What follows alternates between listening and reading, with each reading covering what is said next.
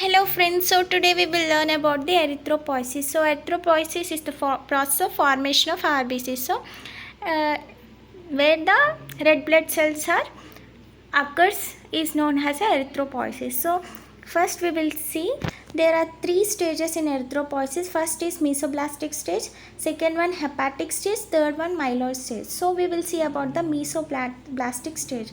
So mesoblastic stage is the erythropoiesis starts in the third week of intrauterine life of mesoderm of Yolk sac. So it starts in the third week of intrauterine life of mesoderm of Yolk sac. And second one is hepatic stage. So it starts from the third month of intrauterine life. The erythropoiesis takes place in the liver and the spleen. So it starts in the third month and it takes place in the liver and the spleen. And third one is the myeloid stage. So myeloid stage, it occurs after the fifth month of the intrauterine life. So the fetal bone marrow start producing RBCs. So as we see in the mesoblastic stage, it starts in the third week in the mesoderm of Yolk sac, and the hepatic stage, it's in the third month of the liver and the spleen, and the myeloid stage, it is the from after the fifth month, and it start producing the red blood cells in the fetal bone marrow. Next, by the birth, the bone marrow becomes the only place of erythrocytes production. So it is the only place which the erythropoiesis production occurs, means in the bone marrow by the birth. So the bone marrow is of the two types, red bone marrow and the yellow bone marrow. So we will see about the red bone marrow. So red bone marrow produces RBCs. At the birth it is present in the all bones, in the adults it is present in the flat bones. So these red bones bone marrow produces RBCs. So these RBCs are present in the all bones by the birth, and as we grown up in our adult stage, the RBC is present in the flat bones such as vertebrate, pelvic bones, clavicle bones, sternums, ribs, upper ends, and the long bones such as femur and humerus. Next we will see about the yellow bone marrow. So yellow bone marrow is the mainly made up of adipose and the flat tissue. So these are made up of the adipose and the flat tissue. Next we will see the how the erythropoiesis occurs by the stage by stage. So the formation of RBCs by the stage by stage. So all blood cells are produced from the stem cells. These all blood cells are produced from the stem cells, and they have different type of capacity to form different type of capacity to form all blood cells. They are termed as a pluripotent stem cells. So which in our body, each cell or each anything in our body, they have different type of capacity to produce or to form anything. So, anything means these RBCs are produced from the bone marrow, so they have different type of capacity. So they are termed as a pluripotent stem cells. So these are the pluripotent stem cells. So first, the pluripotent stem cells, it occurs from the progenitor cell, and from the progenitor cell proerythroblast, and from the proerythroblast early normoblast, and then from the early normoblast to intermediate normoblast, and intermediate normoblast to late normoblast, and from late normoblast to reticulocytes, and the reticulocytes to erythrocytes. So these are the stages step by step occurs by the which is the formation of RBCs. First we will see about the pluripotent stem cells. So pluripotent stem cell differentiate to form committed stem cell. So these pluripotent stem cell differentiate to form committed stem cell, and the committed stem cells of the myeloid series gives rise to all blood cells except lymphocytes. So in our body we have different blood cells such as white blood cells such as lymphocytes, monocytes, neutrophils, eosinophils, and basophils. So these committed stem cells in the myeloid cells gives rise to all blood cells but except lymphocytes. So the committed stem cells of the erythrocytes gives rise to progenitor cells. So after that, the pluripotent stem cell, the committed stem cells gives rise to progenitor cells. So progenitor cells are of the two types. First one is the burst forming units, and the second one is the colony forming units. So burst forming units is BFUE, and the colony forming is called as a CFUE. So we will see about the proerythroblast. These cells develop from the colony forming units. So these proerythroblast cells developed from the colony forming units. They are the large cells, 15 to 20 mu in the diameter. So these cells are the large cells and the 15 to 20 mu in the diameter. The nucleus is large, containing basophilic nuclei. It occupies 80% of the blood cells, and the cytoplasm is flatty and the basophilic. These cells actively divide by the mitosis. They do not have the hemoglobin. So in the proerythroblast, they are developed from the colony forming units, and these are the large nuclei and 15 to 20 mu in the diameter. So the nucleus will be large and the basophilic nucleus. So basophilic nucleus, and it occupies 80% of the cells. So the 80% of the cells will be the proerythroblast, and the cytoplasm is slatty and the basophilic. So they occurred by the cell division by the mitosis, and they do not have the hemoglobin. Next we will see about the early normoblast. So from the proerythroblast, it occurs early normoblast. So early normoblast, these cells are the 10 to 16 mu in the diameter. So these cells will be 10 to 16 mu in the diameter, and they show active mitosis. So proerythroblast and the early normoblast will be the active mitosis, and the nucleus will be large. So here the proerythroblast also the nucleus will be large, and the early normoblast also the nucleus will be large, and the cytoplasm is basophilic. So in proerythroblast the cytoplasm will be basophilic. Here also it is the basophilic, but in proerythroblast the cytoplasm will be slanty. Here it is only basophilic, and the hemoglobin begins to appear. So the hemoglobin begins to appear. The proerythroblast, it doesn't have the hemoglobin, but here the hemoglobin will be appear, and the nuclei disappear, and condensation of chromatin begins in this stage. So the nuclei will be disappear. Here the nuclei will be present, but the early normoblast the nuclei will be disappear. Next, from the early normoblast, it is intermediate normoblast. So intermediate normoblast, these cells are 10 to 14 mu in the diameter. So as we see the cells diameters, it is decreasing by the stage by the stage. So it is 10 to 14 mu in the diameter, and the nucleus becomes small. So that the nucleus becomes small, and the mitosis stop in this stage. So mitosis division occurs in the proerythroblast and early normoblast. The intermediate normoblast, the mitosis will be stopped, and the hemoglobin concentration increases. So the hemoglobin concentrations will be increases, and cell become acidophilic due to the Hb. So hemoglobin, due to the concentration of hemoglobin, the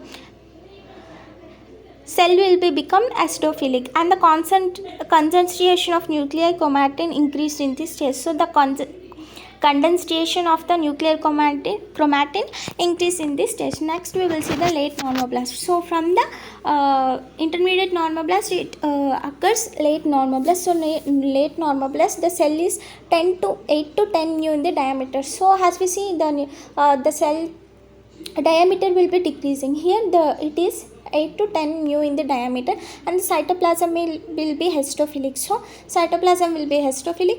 The nucleus is very small. So as the diameter of the cell decreasing, the nucleus also decreasing its size. So the nucleus will be very small. It becomes so it becomes very small, and it lost of extension. So the cell become very small. And next, from the late normoblast, we will see the reticulocytes. So reticulocytes is a flat disc shaped non-nucleated cell. So it is a flat and disc shaped non-nucleated cell, slightly bigger than the mature RBC. So it is slightly bigger than the mature RBC. It is slightly basophilic. So the reticulocyte will be slightly basophilic. The Hb content increases to reach the cell of the mature cell. So the hemoglobin contents increases to reach to the level of the mature cell. So due to the content increased in the reticulocytes, the cell will become mature, and the remaining chromatin is organized in the form of network. So reticulum. So this chromatin will be organized to form the reticulum. Hence it is called as a reticulocyte. So these the chromatin organized in the form of network reticulum is known as a reticulocytes. And complete reticulocytes occurs in 1 to 2 days after the basophilic material. So these complete reticulocytes maturity occurs into in 1 to 12 days after the basophilic material. And next we will see about the erythrocytes. So from the reticulocytes the erythrocytes will be occurs. So in this the erythrocytes is a mature cell. So all the nucleus and all diameter decreases. So the mature cell will be occurs in the erythrocyte. So it is 2.2 mu in the diameter, eosinophilic, non-nucleated. It resembles as a biconcave disc. So it resembles as a biconcave disc shape. The process of erythropoiesis takes place in the 7 days. So the complete erythropoiesis process takes place in the 7 days. Next we will see the factors influencing the erythropoiesis. So erythropin. Erythropin is a glycoprotein hormone that stimulates erythropoiesis in increase of RBC production. So erythropoiesis is a glycoprotein hormone that stimulates the erythropoiesis. So this erythropoiesis glycoprotein is a hormone which stimulate the erythropoiesis. It increases the RBC production. So erythropoietin increases the RBC production, exchange of synthesis of HB. Next, the maturation of RBC occurs, and the erythropoiesis has a molecular weight is 46,000. So this the molecular weight of the erythropoietin is the 46,000. It is made up of 74% of the protein and the 20% of the carbohydrates. This erythropoietin is made up of 74% of the protein and 20% of carbohydrates. Next we will see that the formation of erythropoietin. The erythropoietin is mainly formed in kidney and the partly in the liver. So this the formation of erythropoiesis is occurs in the partly in the kidney and the partly in the liver. Next, in the kidney it is produced by the endothelial cells. The particular capillaries. So these are the produced in the endothelial cells. Next we will see the functions of the erythropoiesis. The functions of the erythropoiesis is the increase of the RBC production. Next, exchanges the synthesis of the RBC. So it exchanges the synthesis of the HB. Next we will see them what are the androgens. So androgens is which stimulates the erythropoiesis. Therefore men have the higher RBC counts compared to the women. So why the men have as we see the normal count of the erythropoiesis, the men's will be have the more count than the women's, because these androgens will be stimulate the erythropoiesis. So that's why the men's have the higher RBC counts compared to the women. The erythrogen stimulates the production of erythropoietin. So these androgens stimulates the production of erythropoietin. In addition, they directly stimulate erythropoiesis. Next we will see the estrogens. So estrogens have the inhibitory effect on the erythropoiesis by the suppression of the erythropoietin production. So these estrogens have inhibitory effect on the erythropoiesis by the suspension of erythropoiesis production. Next we will see the hormones. So hormones, thyroxine, cholesterol and the growth hormone are necessary for the process of RBC production. So these are the hormones which helps in the growth in the RBC production. Next, as we see, interleukin 1, 5 and 3, granulocytes, macrophage, colony forming unit and BPA all such as act on the local hormones, helps in the conversion of stem cells and the progenitor cells. Next we will see the factors, which factors affects on the RBCs. Sorry, here is the spelling mistakes. So the factors which affect on the RBCs, iron is necessary for the HB synthesis. So the iron will be necessary for the HB synthesis. The deficiency of iron leads to the hypochromia and decrease in the size of RBC. So when the iron will be less in our when the iron will be less in the RBCs, it leads to the hypochromia and decrease in the size of the RBCs. So vitamin B and the folic acid is necessary for the maturation of RBCs. Vitamin B and the vitamin C, copper and the cobalt act on the cofactors. So these are the cofactors which act on the RBCs. Next, intrinsic factor. So intrinsic factor is produced from the parental cells of the gastric mucosa. So these are the produced from the parental cells of the gastric mucosa, which helps in the absorption of vitamin B12. So these helps in the absorption of vitamin B12. Next fact of the RBC. So in the old and Freelange, RBCs is phagocyted by the reticuloendothelial system. So these are the phagocytes by the reticuloendothelial cells in the old and the Freelange RBCs, and in the reticuloendothelial cells they are broken down and HB is increased. So these reticuloendothelial cells, they will be broken down, HB will be increased, and subsequently HB is broken down in the hemoglobin and the globin. So these HB will be broken into heme and the globin. So we will see briefly in HB in next class. So globulin is added to amino acid pool, and the iron is liberated from the heme is again used for the synthesis of new HB, and the removing prolactin of the heme is called as a bilirubin.